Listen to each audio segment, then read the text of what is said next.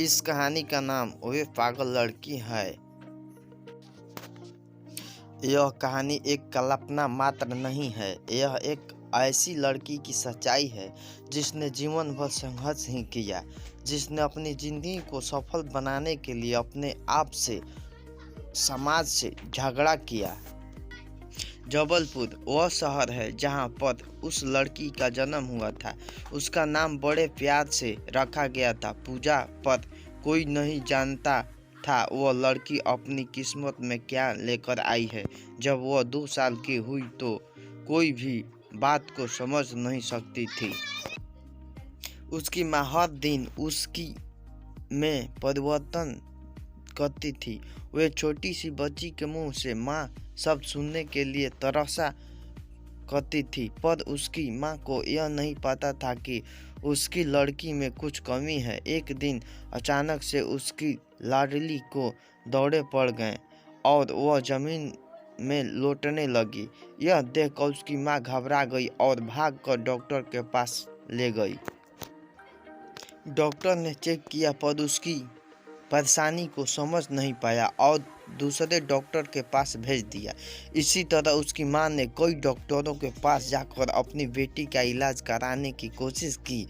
सभी डॉक्टर यह बात समझ नहीं पाए कि बेटी को क्या हुआ है।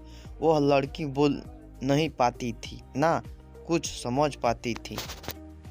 माँ बड़ी परेशान हो गई थी। बेचारी घर घर में बर्तन मांजकर और इडली की दुकान लगाकर अपने बेटी का इलाज कराया करती थी, क्योंकि उसका पति निकम्मा था, कोई काम काज नहीं किया करता था। माँ ने हिम्मत नहीं हारी और फिर डॉक्टर के पास ले गई। डॉक्टर बोला, आपकी लड़की पागल है, इसे पागल खाने में भेज दो। माँ गुस्सा कर बोली, डॉक्टर साहब मेरी लड़की पागल नहीं है। और फिर वो वहाँ से घर चली आई। लड़की 4 साल की हुई, उसके स्कूल जाने का समय आ गया था, लेकिन उस लड़की को दौड़े पड़ना कभी बंद नहीं हुआ। उसे स्कूल में भी दौड़े पड़ गया करते थे। वह जमीन पे लौटने लगती थी। कभी कभी जब वह अपने दिमाग पर काबू नहीं कर पाती थी, उसे अंदर से कई प्रकार की तकलीफें होती थी।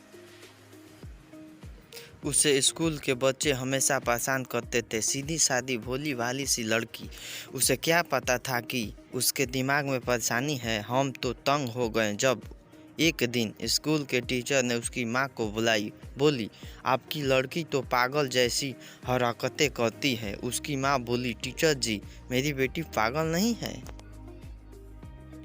वह बस बीमार है। पर स्कूल की टीचर कहाँ मानने वाली थी। उस लड़की को स्कूल से निकाल दिया गया। माँ परेशान रहने लगी। फिर दूसरी स्कूल में दाखिला करा गया। वहाँ एक टीचर थी, बहुत अच्छी टीचर। उसने लड़की को पढ़ाने की जिम्मेदारी अपने ऊपर ले ली। कुछ समय बाद माँ को एक नामी डॉक्टर का पता चला। वह अपनी बच्ची को उस डॉक्टर के पास ले गई। डॉक्टर ने चेक किया और बताया कि आपकी लड़की पागल नहीं है। नाम बताओ जिसने इस लड़की को पागल कहा है, मैं इसे ठीक करूंगा। बस इसके पेट में एक पाटर है जो धीरे धीरे इसके दिमाग में चढ़ने की कोशिश कर रही है, जिसकी वजह से इसको दौरे आते हैं। मैं इस पाटर को निकाल कर नए तरीके से इलाज करूंगा। डॉक्टर की मेहनत सफल हुई, वह लड़की ठीक हो गई। लेकिन डॉक्टर ने बताया यह लड़की अपने दिमाग से और अपनी उम्र से 2-3 साल पीछे चली गई, पर यह जरूरी पढ़ेगी और लिखेगी और बोलेगी भी। फिर स्कूल में टीचर की मेहनत रंग लाई। धीरे धीरे वह लड़की पढ़ने लिखने लगी। इस तरह उस लड़की ने अपने जीवन में के कई उतार चढ़ाव देखे और बीए पास कर ली। लेकिन लड़की के भाई बहन उसके ठीक हो जाने पर भी उसे पागल बनाना नहीं छोड़ते थे। आसपास के माहौल के कई लोग उसे पागल पागल कह कर बुलाया करते थे। वह लड़की हिम्मत नहीं हारी। जब वह पूरी तरह ठीक हो गई तो उसके बड़े भाई ने उसके ऊपर पहरा लगाना शुरू कर दिया। उसे बाहर छज्जे में खड़े होने नहीं देते थे और उसकी पढ़ाई लिखाई पर भी पाबंदी लगा दी गई। वह लड़की पढ़ना लिखना चाहती थी और आईपीएस अफसर बनना चाहती थी, परंतु उसकी मां और भाई ने उसकी कोई इच्छा पूरी नहीं की और उसकी शादी करा दी। शादी होने के बाद भी उसके ससुराल में उसके सास ससुर ने उसे आगे पढ़ने लिखने नहीं दिया।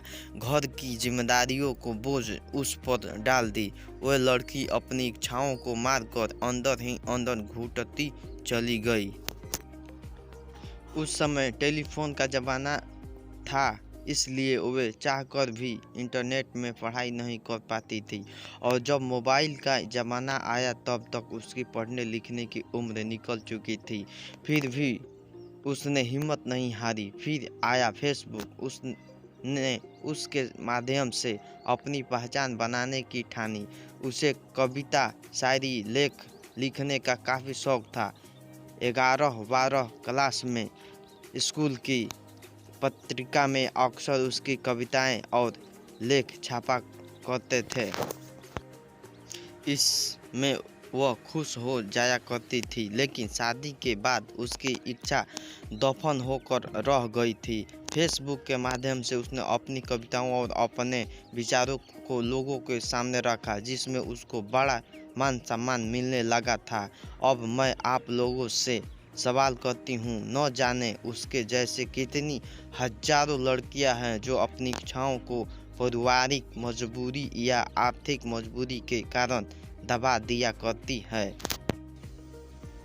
क्या लड़कियों की इच्छाओं को कोई वजूद नहीं होता है? क्या लड़की की इच्छा का इस तरह अंत किया जाना ठीक है? अब मैं आपको ये बताना चाहती हूँ कि वे विक्षिप्त लड़की कौन थी। वे और कोई नहीं थी, वह मैं थी। जी हाँ, मैं पूजा गुप्ता थी, वे पागल लड़की। आप अपना कीमती समय दिए, इसके लिए आभारी रहूँगा। Thank you for watching.